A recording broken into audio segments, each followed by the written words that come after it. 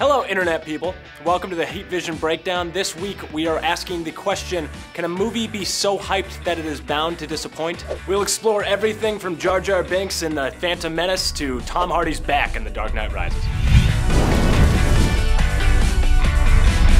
There are some films that are so monumentous, so anticipated, that they're not actually just films. They're more like monumentous events in history that echo throughout time. Like the moon landing, or that time where you got 2 bags of chips from a vending machine when you only paid for 1. Sure, films like Minions and Fate of the Furious can make billions of dollars, but that's not exactly what we're talking about here. We're talking about those films that inspire people to make internet forums and argue with their friends and craft elaborate pushpin boards with red thread connecting Rey to every single person in the Star Wars universe. Oh, buddy, I gotta dig a little deeper. To be clear, we're not talking about bombs here. We're not even actually talking about bad movies. A lot of these can be a B instead of the solid A+ that we all wish that they were. But that's what makes them so disappointing. People go into these theaters looking like this and come out looking like this. Aww. Patient zero for this phenomenon has to be Star Wars Episode 1, The Phantom Menace. Fans were so eager for a new Star Wars film that they actually snuck in camcorders to record the trailer in theaters and share it with their friends, long before the days of YouTube, where you could just watch me. Sure, other films had disappointed before, but never on such a galactic scale of when George Lucas returned to his magnum opus in Star Wars Episode 1. The film opened in 1999 and honestly, we're just gonna skip ahead because the amount of arguing that has taken place over the last 2 decades makes my head spin. Things have only gotten more intense since the late 1990s, with outlets, such as ours, dissecting every bit of information that comes out about a new film. Come 2007, Christopher Nolan's The Dark Knight was heralded as the second coming of Jesus, and come the film's release in July 2008, it was proven correct. Fans were so eager for another entry in the franchise that they salivated over Tom Hardy's back, who won it, speculated whether Anne Hathaway was actually Catwoman, and also lost their minds over this trailer, which used pretty much recycled footage. The Batman has to come back. It's literally Gordon lying there and Bruce Wayne exercising.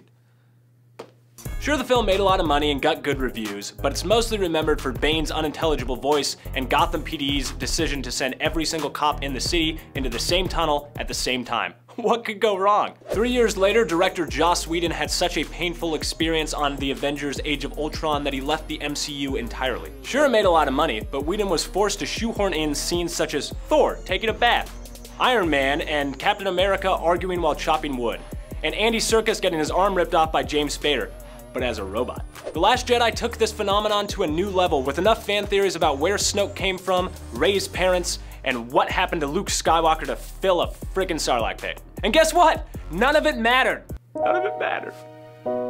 Of course, there's also a completely different type of movie, that which no one is anticipating but turns out to be a phenomenon. A good recent example is John Krasinski's A Quiet Place, or 2015's Mad Max Fury Road. The film faced endless delays, with fans wondering why George Miller would return to the franchise in the first place, particularly with a different Max altogether.